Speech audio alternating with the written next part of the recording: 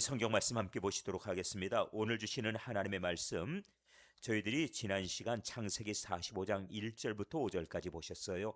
오늘은 6절부터 말씀 보도록 하겠습니다. 창세기 45장 6절부터 마지막까지 보도록 하겠습니다.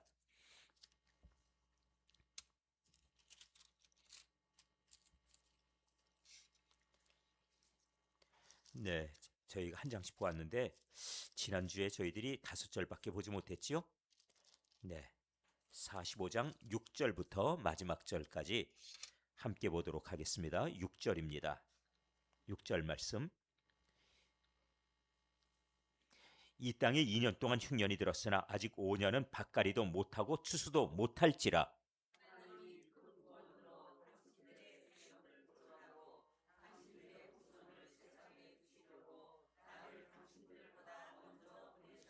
그런즉 나를 이리로 보낸 이는 당신들이 아니요 하나님이시라. 하나님이 나를 바로에게 아버지로 삼으시고 그 온 집의 주로 삼으시며 애굽 온 땅의 통치자로 삼으셨나이다.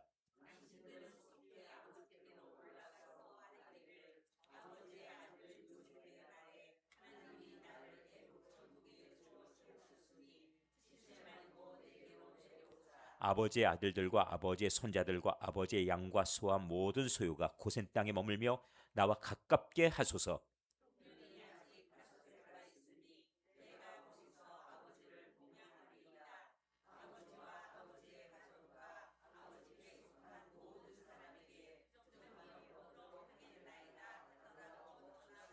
당신들의 눈과 내아우 베냐민의 눈이 보는 바 당신들에게 이 말을 하는 것은 내 입이라.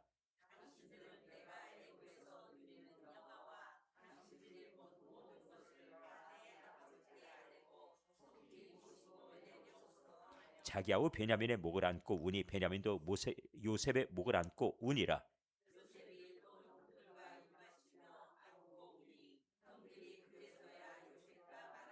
요셉의 형들이 왔다는 소문이 바로의 궁에 들리매 바로와 그의 신하들이 기뻐하고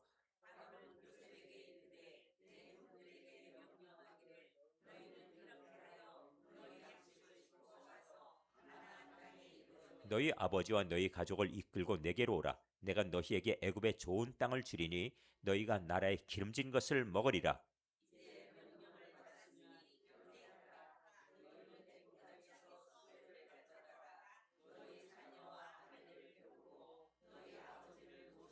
또 너희의 기구를 아끼지 말라. 온 애굽 땅에 좋은 것이 너희 것임이니라.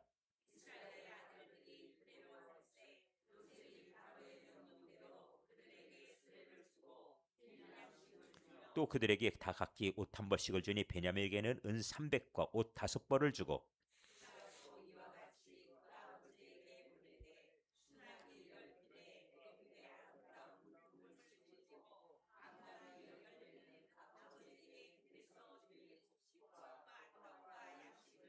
이에 형들을 돌려보내며 그들에게 이르되 당신들은 길에서 다투지 말라 하였더라.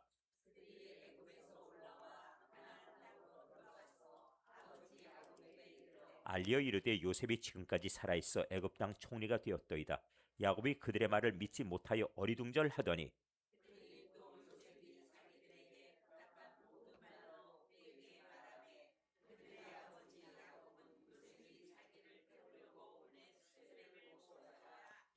(28절) 이스라엘이 이르되 조카도다.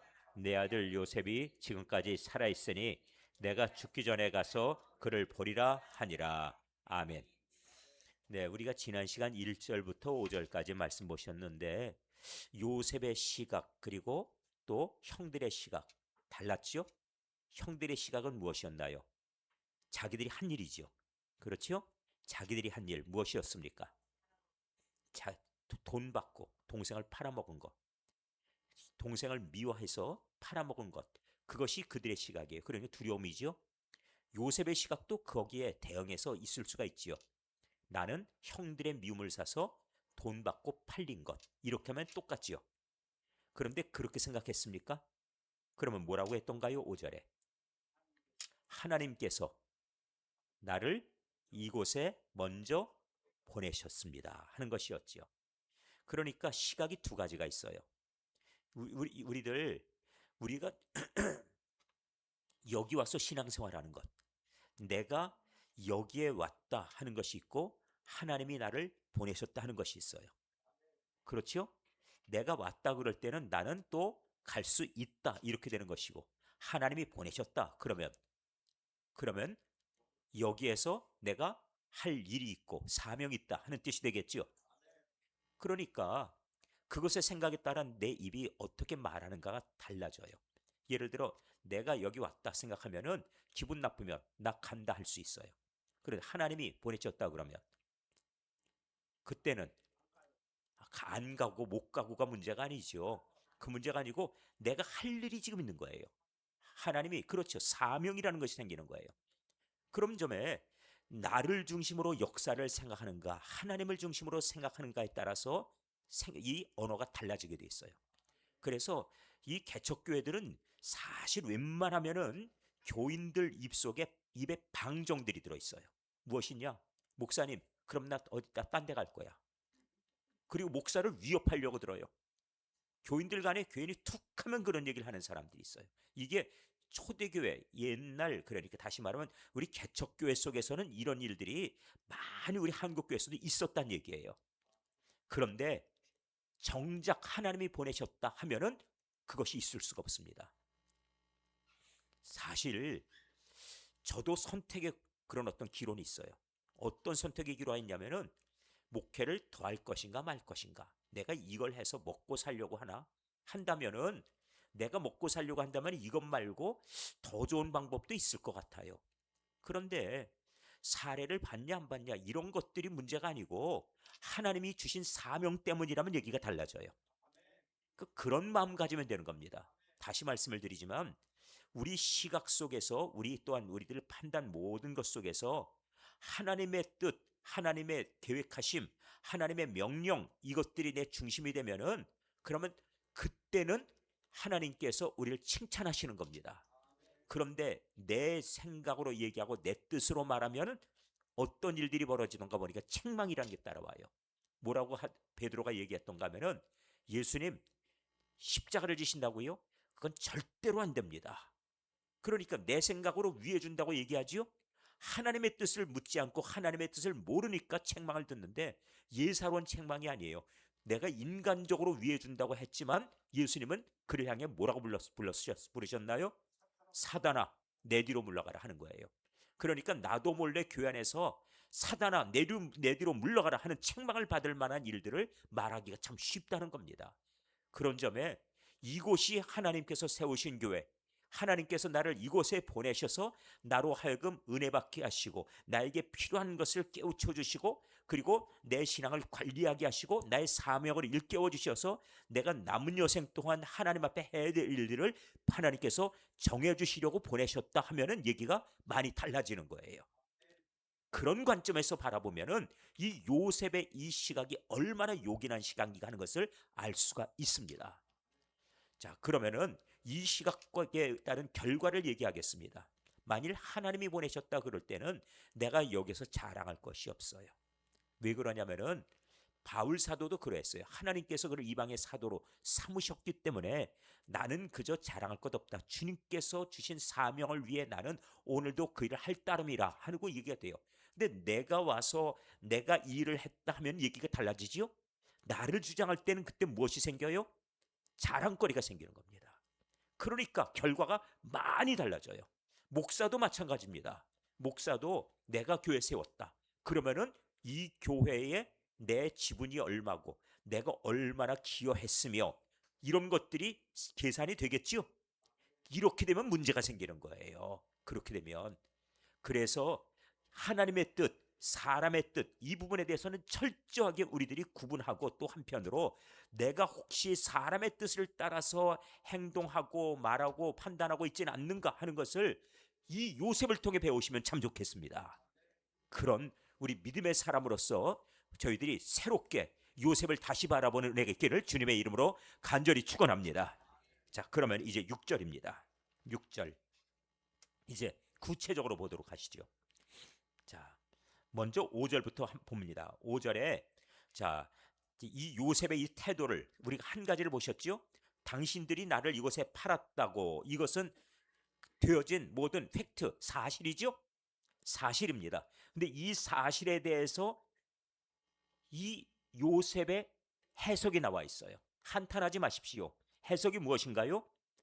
하나님이 생명을 구원하시려고 목적이 있어서 나를 당신들보다 먼저 보내셨나이다 하는 것이 목적이에요. 첫 번째, 하나님이 하신 일 무엇이요? 생명을 구원하시려고. 누구 생명을?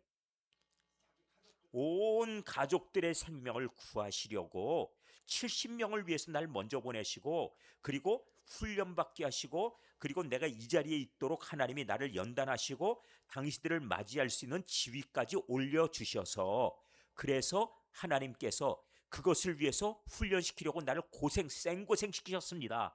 그러니까 걱정하지 마세요 하는 거지요. 자, 이것이 시각입니다. 자, 그러면 한번 여쭤볼게요. 초대교회에 오신 것에 대해서, 여기에 앉아 계신 것에 대해서, 하나님께서 나를 어느 날 발걸음으로 인도하셨다는 것에 대해서 그런 확고한 그런 어떤 믿음이 있습니까? 이 믿음이 있다면은 우리들의 발걸음이 분명히 무언가 다른 것이 나와요. 그것은 거기에 목적이라는 것이 따르게 될 겁니다. 무슨 목적? 발견하셨나요? 발견 못하셨다면 발견하셔야 됩니다. 만일 그것을 찾지 못했고 응답받지 못했다면 기도하셔야 돼요. 기도 제목 가운데 하나님, 왜 제가 이곳에 있는지 가르쳐 주십시오. 여러 가지 종류가 있을 수 있어요. 첫 번째는 그래도 개척교회 와가지고 말씀을 제대로 받게 하시려고. 두 번째는 교회를 위해서 헌신하게 하시려고. 세 번째는 나로 하여금 한 영혼이 귀한 현장에 와서 영혼 구원을 위해서 전도하는 일에 헌신하게 하시려고.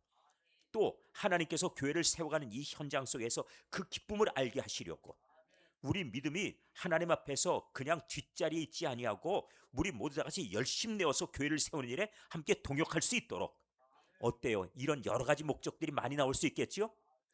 그러니까 하나님께서 어떤 것을 나에게 목적으로 주셨는지 이 요셉은 이 답을 갖고 있는 사람이에요. 그런 점에 나에게도 마찬가지로 누군가 물으면 나는 이 부분에 대한 대답을 할 수 있어야 한다는 겁니다. 자, 제가 이렇게 말씀드렸는데 있어야 합니다. 그러면 아멘 그러고서 그러고 나서 몰라 이래버리면 아무것도 아니잖아요. 그렇지요? 각자 찾으시고 대답할 말을 준비하십시오.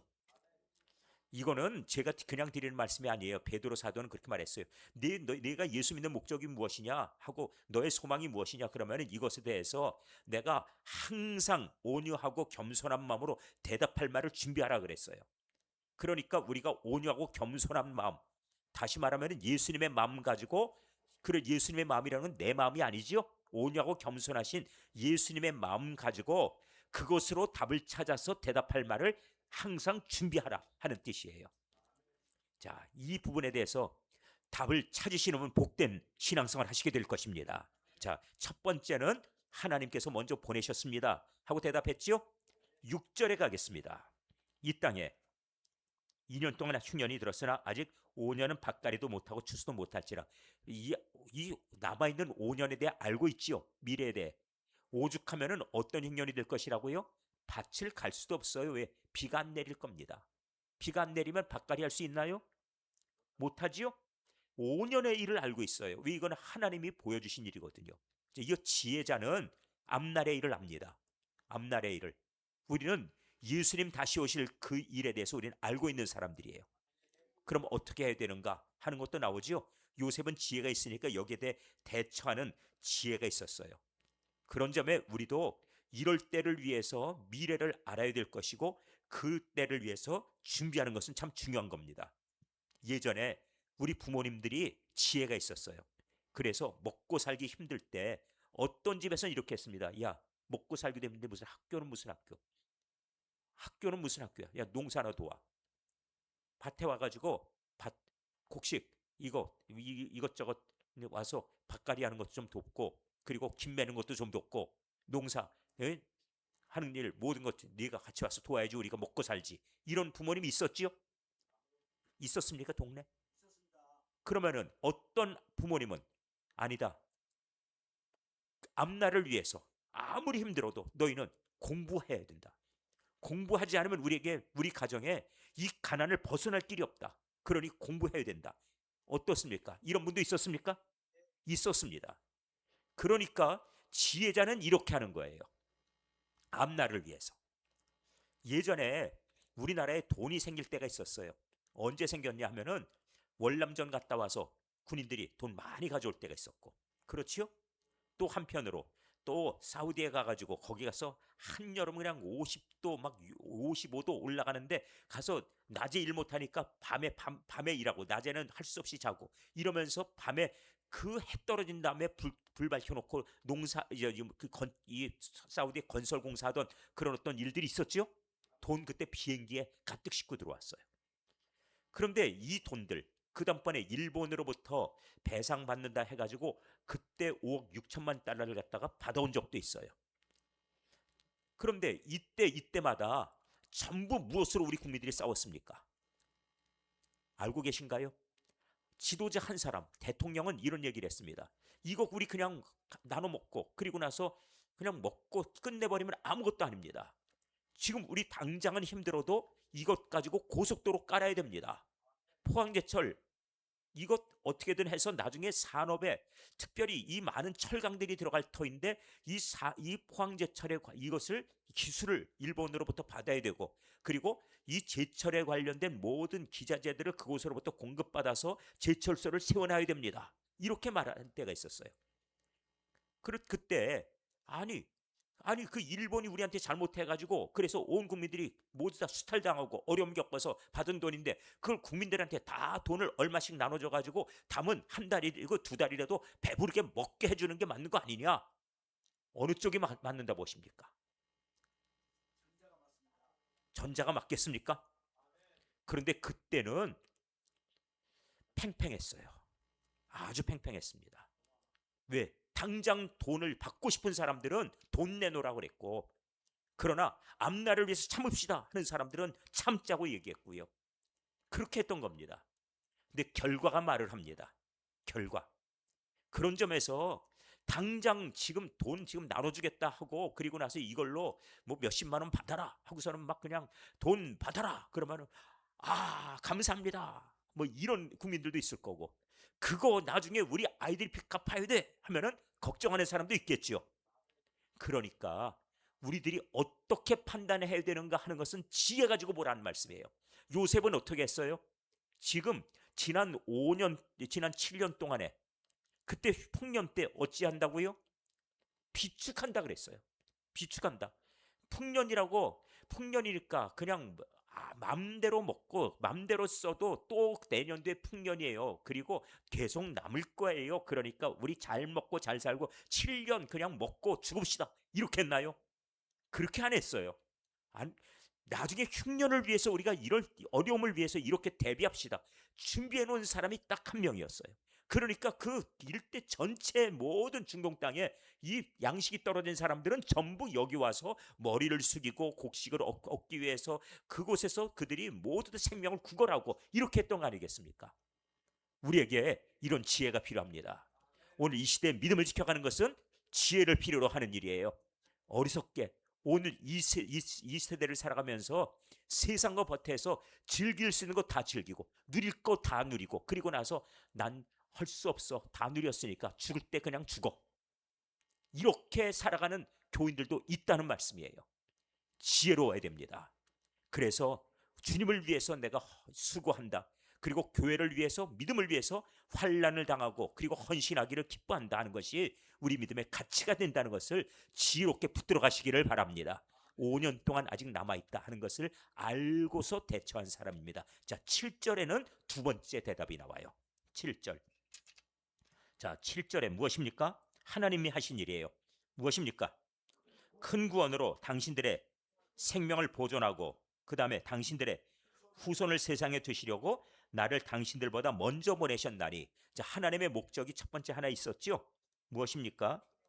이거는 지내보니까 여기 보니까 하나님이 생명을 구원하시려고 나를 당신보다 먼저 보내셨다. 하나님이 먼저 보내셨다는 얘기했죠.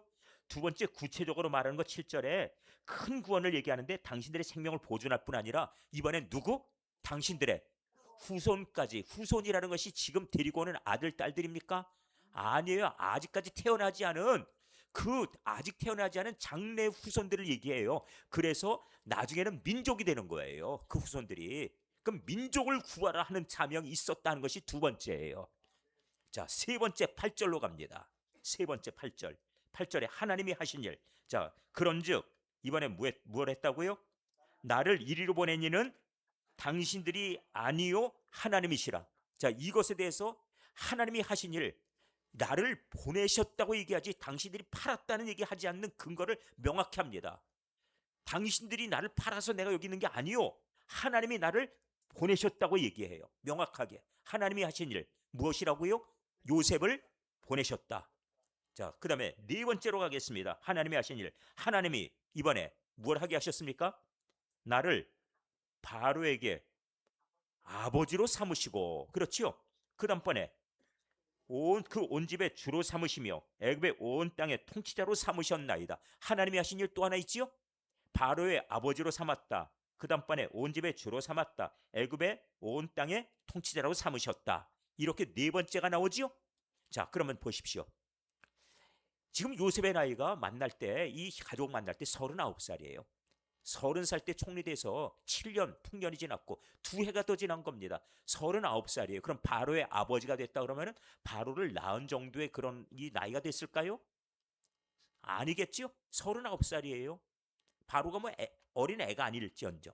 지금 무슨 아버지라고, 이 아버지라고 하는 표현이 진짜 낳은 육신의 아버지 얘기하는 건 아니겠지요? 이 아버지가 무슨 뜻인가 하면은, 아버지는 그를 올바른 길로 인도하는 사람, 그렇지요? 두 번째, 지혜를 주는 사람, 교훈을 주는 사람, 그리고 그의 앞날에 대해서 의지하는, 그의 모든, 그의 의존할 수 있는, 그야말로 의지의 대상, 이 모든 것이 될 때 비로소 아버지예요. 자식들이 아버지가 있으면 안심하지요. 마찬가지로 지금 바로는 이 지금 닥쳐온 2해 동안의 흉년 앞에 지금 떨고 있는 중입니다. 아니, 흉년이 지나가고 풍년이라고 하는 것 자체를 갖다 기억 못할 만큼 지금 흉년이 얼마나 지금 세게 왔는지, 2해 지나고 나니까 다들 양식이 떨어져서 지금 난리가 나버린 거예요. 이때에 국민들을 보살피고 이들을 먹여 살리지 못하는 왕들은, 그 왕은 국가에 죄를 짓는 겁니다. 우리나라에도 예전에 비가 오지 않는 그때가 있었죠. 그때는 왕이 죄인임을 자처하고 뭘 했냐면은 머리를 풀고 그 다음번에 기우제라는 걸 했어요. 비가 오게 해달라는 제사를 한 거예요. 그렇게 해가지고 비가 오면은 왕이 능력 있는 사람이고 하늘의 은혜를 입은 사람이고 이렇게 생각하고 정치를 잘하는 선군, 이렇게 되는 것이죠. 그런데 비가 안 와서 백성들이 굶어 죽었다, 그리고 재난이 닥쳤다, 이렇게 되면은 왕권에 가서 문제가 오는 겁니다. 그런데 지금 이 상황에 요셉은 이 바로에게 어떤 입장이라고요? 아버지 같은 존재예요. 지금은 지혜를 줘야 되고 그를 의지할 수 있도록 해주는 그런 존재가 된 겁니다. 자, 그래서 그가 이미 벌써 7년 동안에 그의 모든 가진 권세가 그 나라 안에 확보가 되었지요. 자, 어찌 되었던가 보시면, 바로에게 아버지로 삼으시고, 두 번째, 그 온 집에 주로 삼으시고, 그러니까 지금 이 왕궁 안에서도 그는 모두를 구하는 구세주 같은 존재예요. 나라를 구하는 존재예요. 그 다음에 세 번째, 애굽 온 땅에 통치자로 삼으시고, 하나님께서 이렇게 큰일 하셨다는 겁니다. 자, 그 다음에 다섯 번째, 하나님이 하신 일. 다섯 번째, 9절 봅니다. 당신들은 속히 아버지께로 올라가서 아뢰기를, 자, 아버지의 아들 요셉의 말에 어찌했다고요? 하나님이 나를 애굽 전국에 주로 세우셨으니 지체 말고 내게로 내려오사 아버지의 아들들과 아버지의 손자들과 아버지의 양과 소와 모든 소유가 고센 땅에 머물며 나와 가깝게 하소서 하고 얘기하지요. 자, 여기 바라보니까 지금 이 하나님이 하신 일이 한 가지가 더 소개가 됐어요. 그건 무엇인가 보면은, 아버지로 이 가족들을 전부 이곳으로 어떻게 하라고요? 이주할 수 있도록, 그렇죠, 인도하는 작업이죠. 하나님이 지금 하시는 일이 요셉을 통해서 들려지고 있어요. 무엇입니까? 온 가족이 이쪽으로 이제 옮겨오라는 거예요. 그 말씀을 들려주고 있는 중입니다. 자, 이것이 요셉이 지금 성공해가지고 내가 당신들을 우대하겠습니다라고 얘기하는 게 아니지요? 뭐라고 얘기합니까? 하나님께서 당신들을 이곳에 오게 하셨다. 그 말씀이죠? 자, 그래서 이렇게 들려주라 했습니다. 아버지 아들 요셉의 말에, 자, 여기에서 그가 하나님이라고 주어를 사용하고 있는 거 보이시죠? 하나님이 하셨다는 거예요. 하나님이 나를 애굽 전국의 죄로 세우셨기 때문에 내려오게 하셨다 하는 그 뜻입니다. 자, 그러면은 정리가 잘 됐습니까? 지금 요셉의 시각에, 요셉의 언어 가운데 바라보니까 요셉은 지금 자기 언어 속에서 자기에게 이루어진 모든 일들이 누가 했다고요?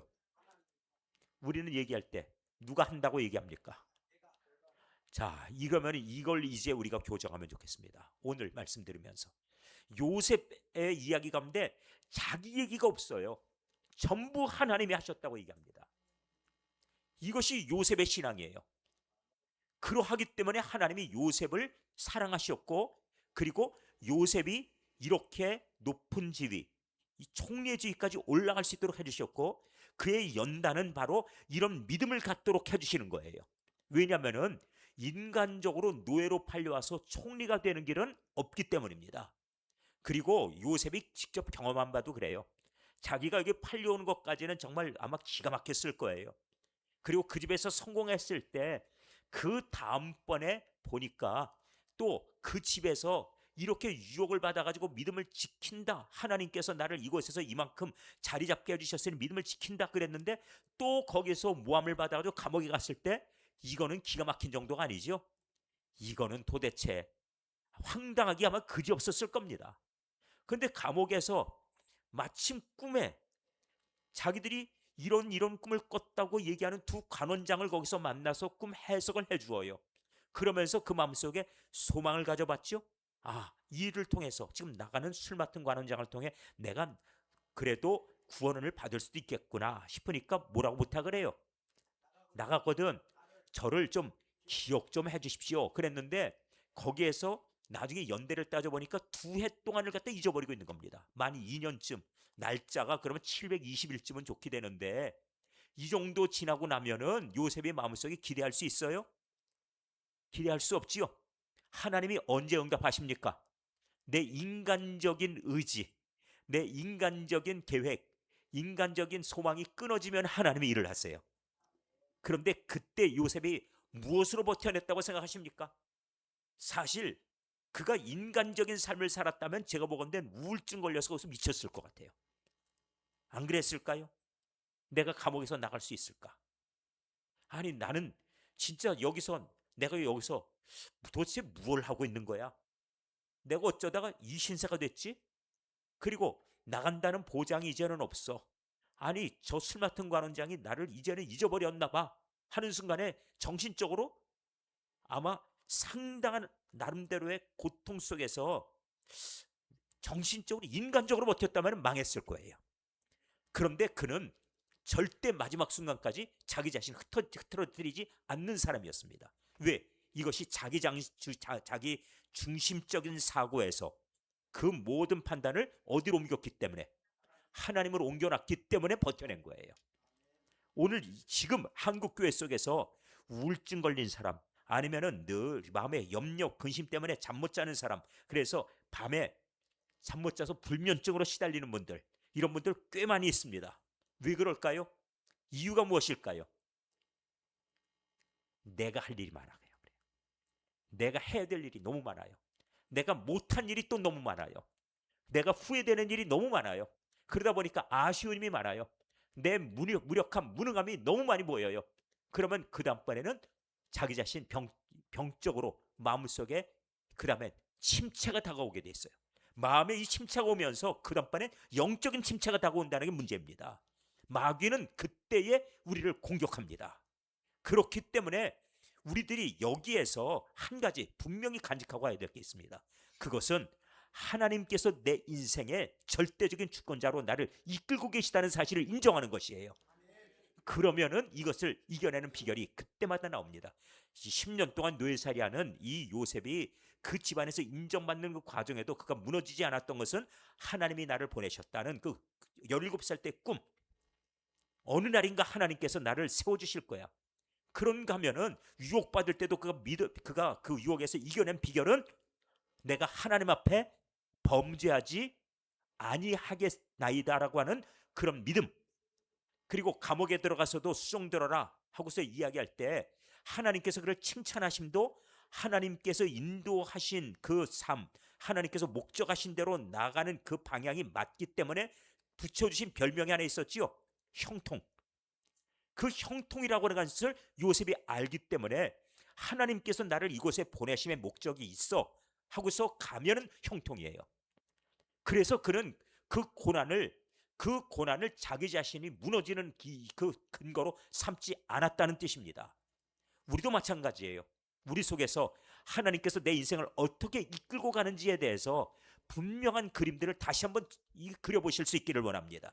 말씀을 드리면은 내가 지금까지 걸어왔던 길이 있어요. 그 길 속에 내가 어떻게 여기 와 있지? 신기하다.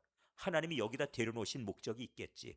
그건 지난날하고 이렇게 연결해 보면 답이 나오게 돼 있습니다. 분명히 그렇습니다. 그래서 저도 마찬가지로 담임 목회하기 전에 20년간 제가 전도사 부목사 생활을 했는데 그 20년 동안의 훈련을 갖다가 정말 아주 모질게 받았어요. 아주 모질게 받았습니다. 남들이 힘들다는 거는 아마 세상에 힘들다는 교회, 그 교회에서 제가 이게 뭐 힘들어, 이 정도면은 이건 쉬운 거지, 그럴 정도였어요. 우리 동기 목사님이 제가 부목사였던 광성교회에서 심어왔는데 3년 못 버티고 나서 그리고 교회를 나가면서 우리한테 나중에 동기에 모였더니 광성교회 힘들어, 거기 가지 말라고 그랬어요. 그런데 제가 훈련 다 받고 마지막에 그곳에 갔는데 어찌나 목회가 재밌고 배울 게 많고 그리고 나서 즐겁던지. 그렇게 힘들었다는데 왜? 하루 10집씩 신방을 돌리거든요. 그러니까 그게 말이 그렇지. 그것도 화요일부터 토요일까지 그리고 신방 보고서를 갖다가 써가지고 갔다 그 목사님 앞에서 그 보고를 해야 돼요. 목사님이 제가 알건대는 그 가운데 보고서 내용을 가지고서 그 가운데 목사님이 각 교구마다 다 목사님과 연결되는 요원들이 있는데 그 사람들 확인도 합니다. 제대로 신방은 제대로 하고 있는 건가? 그런 거 다 알아요. 제가 목사임직한 교회는 목사님이 제가 신방 보고서를 내면은 그 집에 전화해가지고 목사님 다녀갔습니까? 물어요. 그러니까 안 가고 보고서를 써내 이럴 수가 없어요. 그런데 그 모든 것을 정직하게 다 해내고 그리고 나서 그 보고서를 통하여서 내가 장차 교인들을 이렇게 돌보겠다고 하는 것을 훈련 삼아서 이것을 내가 세웠더니 교인들을 돌보고 교인들을 기억하고 하는 것들이 직접 만나서 대화하고 그리고 그 사정을 알고 해서 교인들을 갖다 상대한 그 모든 것들이 목회 모든 자산이 돼 있다는 말씀이에요. 자, 이제 보십시오. 여러분들이 개척교회에서 신앙생활한 것 천국 갈 때 신앙생활의 귀한 믿음의 터전이 될 것이고 마지막에 축복의 재료가 될 것입니다. 그 은혜를 간직하실 수 있기를 바랍니다. 왜? 정말 생생한 체험들이 있어요. 저도 마찬가지로 여러분들을 가까이 대하면서 생생한 체험 많이 합니다. 그런 만큼 이 은혜를 함께 나눌 수 있게 되기를 바랍니다. 자, 이렇게 해서 요셉은 하나님이 하신 일, 하나님이 이렇게 하셨습니다. 하나님께서 이렇게 지금 하고선 얘기하는 것, 자, 하나님이 보내주셨다. 이런 목적을 가지고 보내심이 맞다. 그리고 나를 하나님께서 바로의 집과 이 나라의 이런 지위로 만들어 주셨다. 하나님이 당신들을 다 이곳에 오게 하신다. 전부 하나님이 이렇게 하지요. 자, 누가 혹시라도 묻거든 뭐라고 대답해요? 하나님이. 그 다음에 저를 어떻게 했다고요? 초대교회로 인도해 주셨습니다.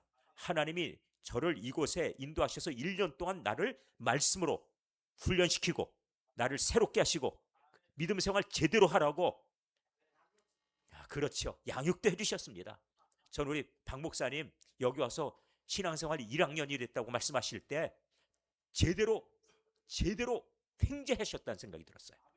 왜 그러냐면은 말씀을 들으면서 말씀을 가까이 듣고 이 말씀이 오늘 이제부터 내가 말씀을 잘 새겨가는 그런 어떤 귀한 계기로 삼았다고 하는 그 뜻이니까요. 우리도 그런 마음이면 됩니다. 우리들 신앙생활들을 구체적으로 그렇게 하나님이 어떻게 하셨는가에 대해서 다시 한번 정리해보는 시간들을 가지실 수 있기를 주님의 이름으로 권면합니다. 자, 이제 또 가겠습니다. 11절입니다. 자, 10절까지 보셨죠? 11절. 흉년이 얼마 남아 있습니까? 아직 5년 5해가 남아 있습니다. 내가 그래서 아버지를 복량하리다 그랬지요. 자, 지금 문제가 많았어요. 왜냐하면은 지금 아버지는 지금 죽을 지경입니다. 왜냐하면 벌써 20여 년 전 자기가 아끼는 아들 요셉은 죽었다 그러고, 또 그리고 양식을 구한다 그래가지고, 양식 구한다 그래가지고 아들들을 다 보내놨더니 베냐민 데려오라 그래가지고 이 아들 데리고 가면 죽어 살아 그러면서 지금 보내준 거예요. 그런데 다 죽을 수 없으니까 할 수 없이 베냐민도 포기하는 심정으로 보내게 됐지요. 그런데 이번에 저놈들이 틀림없이 저 베냐민까지 못 데려오면 어쩌나는 마음으로 지금 집에서 어떻게 했어요? 마음을 끓이고 있겠지요. 안 그럴까요? 그 단어가 맞을 것 같아요. 마음 편안하게 무사하게 돌아올 거야. 시간 지나면 오지. 뭐 이렇게 하고 있을까요? 그러지 못할 것 같아요. 그러니까 지금 불안한 마음이 있죠. 거기다가 앞으로 계속 이렇게 흉년이면 우리는 어쩌나 이 걱정도 있겠지요. 그런데 한 가지 말씀드릴게요. 하나님께서 이 문제를 다 풀어버리셨습니다. 언제? 언제? 어느 순간에? 야곱은 몰라요. 그런데 하나님은 문제를 벌써 풀어놓고 계십니다. 그렇죠? 여기 데려다 놨을 때, 이 형들이 여기 요셉을 만났을 때 하나님은 요셉을 통해서 다 풀어놓으셨지요. 어떤 문제가 있습니까? 여기로 이사 오면은 머물 곳 준비해놨어요. 그 다음번에 기름진 양식 얼마든 대주겠다고 지금 왕이 얘기하죠. 가고 오는 길에 대해서 지금 여기 수레, 그래서 왕의 수레를 내주고, 그 다음번에 가는 길에 먹을 것들 이것들도 주죠. 거기다가 충분히 보상을 해주는데 옷 한 벌씩을 다 선물 하사해 주어요. 그러니까 이건 아주 귀한, 우리로 얘기하자면 예전에 비단옷 같은 옷들을 청 내려준 겁니다. 거기다가 베냐민, 이건 이제 친동생이라 얘기 들으니까 왕이 지금 선물을 줬지요. 뭘 줬습니까? 읽어보셨나요? 뭘 줬습니까? 자, 21절부터 나오는데, 이스라엘의 아들들이 그대로 할세. 요셉이 바로의 명령대로, 바로가 이 명령을 한 거예요. 그들에게 뭘 줬어요? 수레를 주고, 먼저 수레, 타고 갈 수레, 그리고 타고 올 수레를 주었지요. 갔다 올 수 있도록 수레를 주고, 그 두 번째, 그들에게 다 각기 옷, 길 양식도 주었네요. 가는 길에 배고프면 안 되니까 가는 길에 먹고 오는 길에 먹으라 하고 양식을 주었어요. 길 양식을 주고, 세 번째 또 뭘 주어요? 옷 한 벌씩을 주었어요. 그 다음번에 베냐민에게는 특별히 은 300이면 얼마가 됩니까? 이 요셉이 팔려올 때 은 20에 팔려왔습니다. 그러면 요셉 같은 소년 15명을 노예로 살 수 있는 돈, 작은 돈 아니죠? 그렇죠? 이거면, 이 정도 돈이면 평생 먹고 살 만한 돈 될 텐데요. 사람의 생명을 15명을 살 수 있다. 보통이 아니에요. 이 정도면 큰 돈을 주었습니다. 거기다가 또 옷을 5벌이나 주었습니다. 왜? 요셉의 친동생이라고 하니까. 자, 이 베냐민은 여기 아버지가 끼고 있었는데 정작 여기 와서 횡재했습니다. 세상에 이런 좋은 일이 있나. 영문도 모르고 왔는데, 그런데 와가지고 어쩌다가 보니까 자기 그 곡식 자루에서 은잔이 나오는 바람에 다 죽었다. 이제 큰일 났다. 이제는 노예로 여기 남아야 되나. 그러면서 막 벌벌벌 떨고 있다가 말고 요셉이라는 걸 알고 난 그 순간에 지금 베냐민은 완전히 새로운 인생을 지금 살게 된 겁니다. 이렇게 형이 여기서 이렇게 성공을 해버렸어요. 자, 이렇게 지금 이제 선물을 줬습니다. 자, 그 다음에 또 있습니다. 자, 아버지의 선물이죠. 자, 아버지에게 보내되 무엇입니까? 수나기 10필에, 그 다음에 애굽의 아름다운 물품들, 그러니까 특산품들이에요. 애굽의 특산품들을 이 수나기 10마리에다가 실려가지고, 또 그 다음에 암나기 10마리에는 아버지에게 길에서 드릴 곡식, 그 다음에 떡과 양식, 아버지에게 이 10마리의 이 나귀에다가 이 이렇게 양식을 실리고, 그리고 먹을 것들 이것들 다 실려서 형들에게 보내줬습니다. 아버지 혼자 먹어 드실 건 아니에요. 아버지가 이걸 가지고 가족들에게 이제 인심 쓸 수 있도록 그렇게 해드린 겁니다. 그러니까 아버지 위신도 살려드리는 거죠. 자, 이렇게 됐습니다. 자, 그래서 이에 형들을 돌려보내며 그들에게 말합니다. 당신들은 길에 가면서 싸우지 말라. 너 옛날에 요셉 네가 팔라고 그랬지. 이런 거 가지고 싸우지 말라는 거예요. 그 옛날 얘기하지 마라. 지금 요셉이 지금 이 얘기합니다. 길에 가면서 싸우면서 가지 마라. 예, 지금 마냥 좋아서 가야 되는데 가면서 어쩌다가 우리가 요셉에게 그랬을까 이거 가지고 지금 남 탓하느라고. 너 그때 요셉 미워했지. 그리고 네가 그때 요셉 잡자고 그러지 않았어? 네가 저 미디안 상인 보고서 팔자고 그러지 않았어? 아니 넌 죽이자고 했었잖아. 뭐 이런 거 갖고 싸우지 말자는 거예요. 그렇게 하지 말라고. 이렇게 들려주고 있습니다. 자, 이제 봤습니다. 자, 그러면은 선물 해결됐죠. 자, 다시 보겠습니다. 와서 살 곳이 있죠. 그 다음번에 또 두 번째, 가고 오는 길에 필요한 모든 물품들 다 준비되어 있지요. 이거는 지금 가고 오는 길에 바로가 명령을 내려서 챙겨준 것들이에요. 그 다음번에 온 다음에 직업 있습니까 없습니까? 직업을 따라서 살 수 있도록 그래서 땅이 정해져요. 이제 이건 장차 얘기입니다. 그 다음번에 그들이 이제 여기 와서 앞으로 5년 동안의 세월이 있어요. 5년 동안 세월 동안에 그들이 먹는 문제, 사는 문제, 세상에서 그 땅에서 사는 문제 어떻습니까? 아, 그건 지나봐야 한다고요? 어떻습니까? 다 해결이 돼 있습니다. 자, 이거 제가 말씀드리는 이유가 있어요. 하나님께서 우리에게 이렇게 말씀하십니다. 너희는 먼저 그의 나라와 그의 의를 구하라. 그리하면 내가 너희에게 뭘 주신다고요? 성경대로 모든 것을 너희에게 더해주리라. 자, 지금 요셉 하나가 여기 와가지고 총리가 된 바람에 이 집안 식구들은 이제는 이제까지 있었던 걱정, 근심 끝. 그리고 이제부터 행복 시작. 그렇지요? 이제부터 행복 시작이에요. 누가 그들을 가지고 뭐라고 하겠습니까? 그들이 여기서 사는 동안 요셉 때문에라도 아무도 그들을 가지고 이방인이 와가지고 무슨 뭐 굴러온 돌 박힌 돌 뭐 그러면서 동네에서 그런 일 없겠지요? 그뿐 아니에요. 그들이 아무리 흉년이 5년 아니라 50년이라 하더라도 요셉과 함께 있으면 먹고 사는 문제는 다 해결이 되겠지요. 이거 보세요. 우리는 누구 함께 있습니까? 알긴 또 잘 아세요. 그런데 왜 걱정하고 살아요? 하나님이 함께 계시는데. 하나님이 말씀하셨지 않습니까? 하나님께서 말씀하시기로 내가 너희와 항상 함께 있겠다고 말씀하셔서 임마누엘 하나님이세요. 어디까지 사랑하시는가? 독생자 예수님을 갖다 우리를 위해 생명 주시기까지 사랑하셨는데 우리에게 무엇을 안 주시겠습니까? 그러니까 이 세상 살면서 걱정할 이유가 없다는 거예요. 마지막 날에 요즘 요한계시록 보면서 저는 아주 신이 났습니다. 왜 그런가 보니까 집도 보니까 필요 없어요. 뭐 금덩어리 다 필요 없어요. 그거 다 하나 필요 없어요. 천국 가면 그거 다 있는데 뭘 그걸 걱정을 해요. 그거 없다고 누가 뭐래나? 통장에 뭐 숫자가 많이 적혀 있다고? 제가 볼 때 세상 떠나시는 분이 내가 오늘 막 세상 떠난 분한테 내가 오늘 할머니한테 10억 원 드릴게. 그러면 그 할머니가 아이고 행복해. 그러면서 그거 내가 언제 써보나 그러고 나서 세상 떠나면 아무것도 아니에요. 그 잠깐 그 자기 마음속에 돈 그러면 아 좋아 이 기준이 있어 그렇지 실제로 그것 아무것도 아닙니다. 마찬가지로 주님 오실 때 그거는 다 사라져 버릴 거예요. 우리 지금 재앙을 보니까 이 땅에 막 그 하늘에서 이 우박이 불과 섞여서 떨어질 때 그때 그 우박에서 견뎌낼지 했습니까?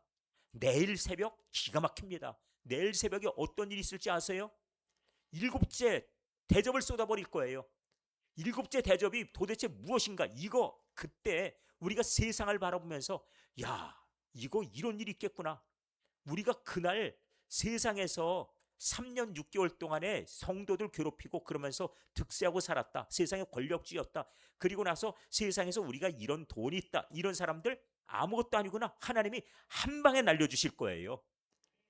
그게 뭐냐고요? 내일 새벽에 말씀드릴게요. 저는 그거 준비하면서 막 흥분이 되고 기분이 좋거든요. 그런 거구나 생각하니까. 이제 보십시오. 우리들 믿음의 사람들이 갖고 가야 될 것들은 그런 것이 아니더란 말씀이에요. 여기 바로 이 믿음이었어요. 요셉이 바로 하나님이 보내셔서 우리를 위해서 예비하심이 있구나. 이걸 알고 돌아가는 그들의 발걸음은 이제는 우리는 살았다예요. 이제 양식 사러 올 일이 있습니까? 없지요. 그리고 양식 때문에 돈을 얼마를 놓고 가지고 가느냐 마느냐 이런 거 걱정할 필요 없지요. 다 해결해 주십니다. 우리 삶에 하나님이 필요한 것을 이미 다 알고 계시고 준비하고 계시다는 사실, 그것이 바로 하나님을 믿는 자에게 주시는 상급이라는 것을 마음에 오늘 이것으로 기억하실 수 있기를 바랍니다. 자, 그래서 그가 뭐라고 얘기하죠?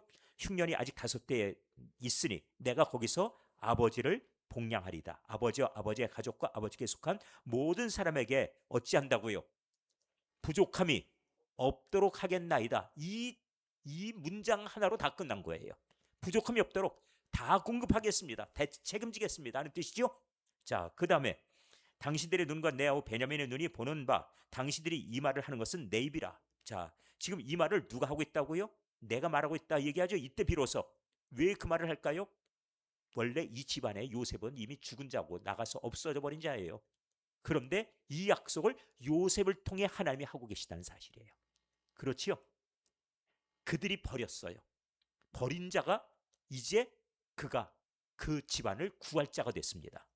건축자의 버린 돌 대신 예수님이 나중에 보니까 세상에서는 버림받은 것 같고 십자가에 달려서 조롱당했지만 나중에 보니 그가 다시 사셔서 우리의 왕으로 오실 것이고 우리의 구원자가 되실 거예요. 그러니까 세상의 관점과 다른 일이 벌어졌다는 사실을 지금 얘기해요. 세상의 관점에 그들은 팔아버렸고 그리고 그는 이제 어디선가 노예로 이제 팔려갔으니 죽었을 거야 하고 막연히 20여 년 동안 생각했겠지만은 이제 그들을 구할 자가 요셉이라고 하는 것을 이제 비로소 얘기합니다. 당신들은 내가 애굽에서 누리는 영화와 당신들이 본 모든 것을 다 내 아버지께 아뢰고 속히 모시고 내려오소서. 자, 가서 들려주란 얘기죠. 요셉에게 들은 말을 그대로 다 들려주십시오. 그러지요. 그리고 그 다음에 이 얘기를 하고 나서 그 다음번에 베냐민을 갖다가 꽉 끌어안았어요. 그래서 자기 아우 베냐민의 목을 안고 우니, 베냐민도 요셉의 목을 안고 우니라. 요셉이 동생을 안고 우는데 베냐민이 멀뚱멀뚱 그럴 순 없지요.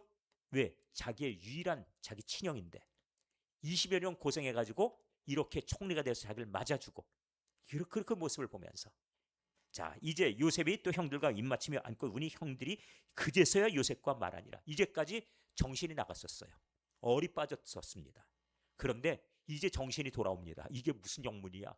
이제 이런 상황이었다가 이제 정신을 차리게 됐어요. 자, 그리고 소문이 났습니다. 형들이 왔다. 바로의 궁에 들렸죠. 바로의 그의 신하들도 기뻐하고 바로는 요셉에게 말합니다. 네 형들에게 명령하기를 넌 이렇게 너희 양식 싣고 가서 가나안 땅에 이르거든 하고 바로는 요셉에게 명을 내렸어요. 그래서 너희 아버지와 너희 가족 이끌고 내게로 오라. 내가 너에게 애굽의 좋은 땅을 주리니. 첫 번째죠.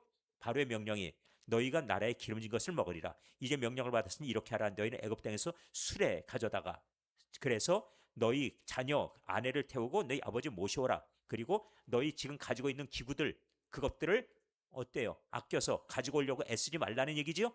다 버려라. 너희가 지금까지 쓰던 물건들 다 버려라. 그렇게 말하고 있어요. 여기서 다 줄 거야. 여기서 다 줄 테니까. 우리 세상에 있는 것 다 아끼지 마십시오. 하나님 나라에 가면 다 있습니다. 아셨죠? 예, 천국 가가지고 내 집 장만한다고 여기서 적금 들고 계시지 마세요. 예? 그런 거 안 하셔도 됩니다. 그런 설계 안 하셔도 돼요. 하나님께서 우리 처소를 분명히 우리 주님 통해서 마련해 주실 것이에요. 그러니까 걱정 안 하셔도 됩니다. 자, 아끼지 말라. 온 애굽 땅에 좋은 것이 다 너희 것임이 될 것이다 하고 얘기했어요. 그래서 이스라엘의 아들이 그대로 할세 이제 요셉이 바로 명령대로 아까 이렇게 가는 길을 위해 필요한 것을 준비했다 하고 말씀합니다. 자, 그래서 25절로 갑니다. 자, 그들이 애굽에서 올라왔습니다. 가나안 땅으로 들어가서 그 다음번에 아버지 야곱에게 도착했지요. 도착해서 제일 먼저 도착하자마자 이 형제들이 다 같이 달려가서 뭐라고 하겠습니까? 알려 이르되. 자, 26절 요셉이 지금까지 살아있어 애굽 땅 총리가 되었어요. 얘기했죠. 지금까지 살아있어요. 총리가 됐어요. 그럼 야곱이 그 말을 고지고대로 믿겠습니까? 이게 무슨 뚱딴지 같은 소리를 애국 갔다 오더니 도대체 뭔 소리를 하는 거야? 지금 이런 지금 상황이죠? 그렇지요. 이게 도대체 무슨 소리를 하고 있는 거야? 가서 양식 사오랬더니 지금 이제 아버지는 이게 무슨 말이야? 하고 그들의 말을 믿지 못하여 성경대로면 어리둥절입니다. 어리둥절. 자, 그때 27절. 그들이 또 요셉에게 자기들에게 부탁한 모든 말로 그에게 말하고 부탁한 말. 그러니까 요셉이 당부했던 것들이 있어요. 그것을 말하고 그 다음에 그들의 아버지 야곱은 자기를 태우려고 보낸 수레를 보고서야 기운이 소생한지라. 자, 그 수레를 보고 나서 아버지가 기운을 차렸습니다. 이제까지는 양식도 떨어졌는데 버티느라고 양식도 이제는 우리 죽을 지경 됐어요. 우리 빨리 갔다 오지 않으면 우리 식구 다 굶어 죽어요. 이런 이 지경까지. 그래서 갔다 올 때까지 양식 남아서 이제는 달랑달랑 할 때까지 아껴 먹고 계십시오. 이랬지요. 그러니까 버틸 만큼 버티다가 지금 보내놓은 거예요.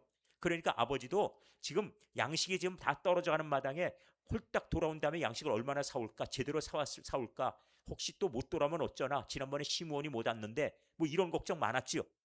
그러니까 이번에 또 무슨 일이 있나 해가지고 양식 이거 다 지금 그냥 홀딱 다 먹고선 앉아서 올 때 기다리고 있을 수도 없는 입장이에요. 그러니까 아버지도 지금 기력이 다 떨어져 있는 상황이고 근심하고 있는 상황이고 그렇지요? 자, 이런 중에 지금 그가 이 어리둥절하고 얘기를 들었습니다. 그런데 다 듣고 나서 보니까 요셉이 보냈어요. 아버지 모시고라고요 하면서 수레를 보내주는데 이 수레가 어떤 수레예요? 이게 지금 요셉이 타는 자기의 수레를 보낸 겁니다. 바로의 명을 받고 그러니까 자기 수레를 그리고 그 다음번에 자기가 거느린 수레들을 가지고서 지금 바로의 명을 받아가지고 이 애굽에서 동원할 수 있는 좋은 수레들을 가지고 온 거지요. 그러다 보니까 그 수레를 보고 나서 비로소 어찌했다고요? 기운이 살아났다. 이거 보고 나서 아 이것이구나. 요셉이 살았어?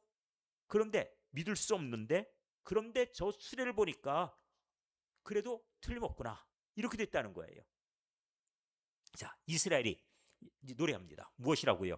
이스라엘이 이르되 조카도다. 조카도다가 무엇이냐면 만족스럽도다예요.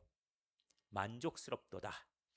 내 아들 요셉이 지금까지 살아있으니 자, 그가 그렇게 사랑하던 아들 갑자기 사라져버리 심부름 시켰는데 아버지도 자책했을 거예요. 내가 어쩌다가 내가 아끼는 그 아들을 데리고 있을 걸 어쩌다 심부름 보내가지고 짐승에 찢겨 죽었는가. 아마 자책을 했을 거예요. 근데 살아있다. 그러니 살아있으니 내가 죽기 전에 가서 그를 보리라. 이 얘기 뭐예요? 버킷리스트 아십니까? 죽기 전에 꼭 해야 될 일. 무엇이죠? 내가 지금까지 살아있던 것은 죽었다던 저 아들 요셉을 다시 볼 수 있게 됨이야. 그 얘기지요. 죽기 전에 꼭 이거는 꼭 했으면 하고 바라던 자기 마음의 소원. 그 소원이 이루어지는 순간입니다. 여기까지 그리하여서 이 야곱은 이제 이제 야곱은 저 애굽까지 찾아가는 그 길에 아마 시간이 며칠 걸렸을 텐데요. 며칠 걸렸겠지요. 수레로 가더라도 거리가 뭐 그래도 꽤 되니까 거기까지 가는 길에 며칠은 걸려서 갔을 터인데 가는 동안에 아마 노래 많이 불렀을 것 같아요. 콧노래가 나오지 않았을까? 그런 생각이 듭니다. 기분이 좋아서. 왜? 요셉 만날 생각에. 도대체 22년간이나 못 만난 우리 아들 어떻게 변해 있을까? 그리고 애굽의 총리가 됐다고 그러는데 이런 멋진 수레를 보내줬다는데 그 얘기하면서 아마 기뻐서 지금 뭐 가면서 그 좋아하는 그 마음이 자 우리들 천국 갈 때 그 마음이면 좋겠어요. 천국 갈 때 우리 주님 만나서 기뻐하며 찬송 부르는 모습이. 자 이제 기도하겠습니다. 기도할 터인데요. 기도 제목 드립니다. 우리 마음속에 하나님께서 내 인생을 어떻게 인도해 오셨는가에 대해서 신앙 고백이 있어야 됩니다. 분명히 있어야 됩니다. 요셉이 왜 대단한 인물인가 하면은 그의 인생이 막 나락으로 떨어지고 그리고 막 그냥 시궁창 같은 곳에 이 감옥에서 막 이 수많은 억압과 그리고 또 고통, 노예살이의 그 신분의 그런 추락 이 모든 것들이 그에게 정신적으로 상당히 많은 침해를 일으킬 만한 그리고 영적으로 그가 침체될 수 있는 조건이 다 돼 있었어요. 믿음으로 이겨냈지요. 믿음으로 이겨낸 결과가 무엇입니까? 하나님이 나를 이곳에 인도하셨다라고 하는 확고한 신앙 고백이었습니다. 우리도 마찬가지예요. 이 세상 살아가면서 세상을 이기는 비결이 무엇이요? 하나님이 내 인생의 주권자라고 하는 사실을 인정하는 것입니다. 그걸 아는 거예요. 그러니까 하나님, 나를 이곳에 이렇게 인도해 주셨군요 하는 그 신앙 고백을 하나님께서 나에게 정리해 달라고, 지혜를 달라고 기도하셔야 됩니다. 그래서 하나님 앞에 가서 하나님께서 나를 이렇게 인도해 주셨습니다 하는 고백을 할 수 있어야 돼요. 그리하면은 마지막에 믿음의 성공자가 될 수 있습니다. 우리도 마찬가지로 이 요셉 같은 신앙의 고백이 있을 수 있도록.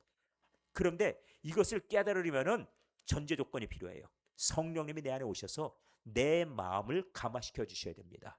그러니까 내 안에 악신이 들어있으면 나 자신의 얘기를 하게 돼 있어요.